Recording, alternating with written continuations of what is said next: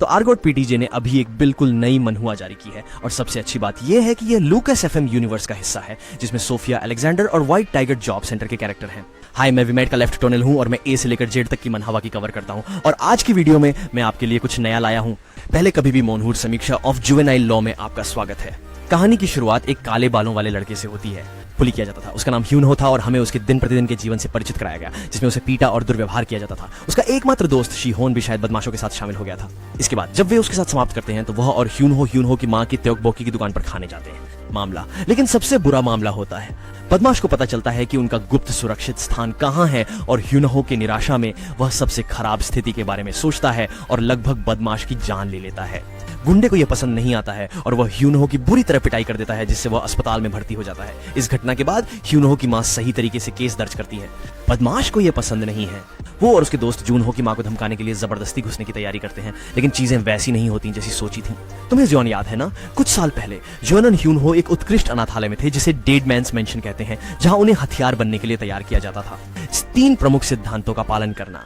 पहला कि माता पिता का शब्द अंतिम है, दूसरा कि बच्चा माता पिता के बिना कुछ नहीं कर सकता, ऑनर करें, और तीसरे, जब माता पिता की सुरक्षा खतरे में हो तो पहले 2 सिद्धांतों की अनदेखी करें। और शियोनन के लिए, जो ह्यूनहो की मां को अपनी मां जैसा समझती है, जियोनन को यह पसंद नहीं है और मूल रूप से वही करता है जो बदमाश ने ह्यूनहो के साथ किया। इस प्रक्रिया में उसे अस्पताल पहुंचाता है। हवा में फुसफुसाहट है और किसी तरह व्हाइट टाइगर एजेंसी इस घटना के बारे में सुनती है। वे डेडमैन की हवेली से संपर्क करते हैं और हमें कम ही पता था कि शियान सबसे अच्छा हुआ करते थे। भाड़े के गुप्त घातक, आप जो चाहें कहें। ह्यूनवू और शियोन का अतीत एक अविश्वसनीय गति से उन्हें परेशान करने आ रहा है। क्या वे अकेले पूरी संस्था से लड़ पाएंगे? 6 शैबर्स हो चुके हैं और इस श्रृंखला के लिए उत्साह अद्भुत है। लुकास मिनोस के सामने पहले से यूट्यूब अपेक्षाएं सिड़ा है और इनिशियल रूप से देखने समय को उसमें फटंगी लाइक शेयर और सब्सक्राइब करना बोल। फिलिंग बहुत कुछ जानने के लिए है। डेडमैन की मेंशन एक बड़ी पहेली है। ये कितनी गहरी जाती है? इन दीवारों में क्या काले राज छुपे हैं? हर नया विवरण जो हमें पता चलता है हमें हमारी सीटों के किनारे पर रखता है। और फिर सफेद बाग की ड्रॉपिंग भी है। सेंटर, उनके कनेक्शंस का कोई अंत नहीं लगता। उनकी प्रभाव सच में कितना दूर तक जाता है? इन रहस्यों का अनुमान लगाना सीरीज की रोमांच को और बढ़ा देता है।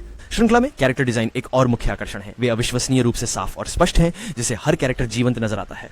और फाइट सीन ये पीटीजे के सर्वश्रेष्ठ में से हैं, जबरदस्त और तीव्र और बेहद संतोषजनक। वे एक प्रकार की कच्ची ऊर्जा और उत्तेजना लाते हैं जो हमें लुकास फिल्म और हार्ट ऑफ गोल्ड में देखने से भी ज्यादा मजेदार है। लड़ाई, आइए शियों के बारे में न भूलें। नायक वह चालाक, समझदार और शक्तिशाली है। देखने के लिए धन्यवाद।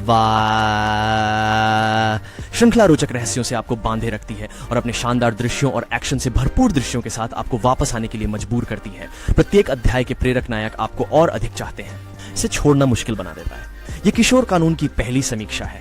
अगर आपने यह सीरीज अभी तक नहीं पढ़ी है तो मैं सुझाव देता हूं कि आप इसे शुरू करें क्योंकि यह वास्तव में बहुत अच्छी है।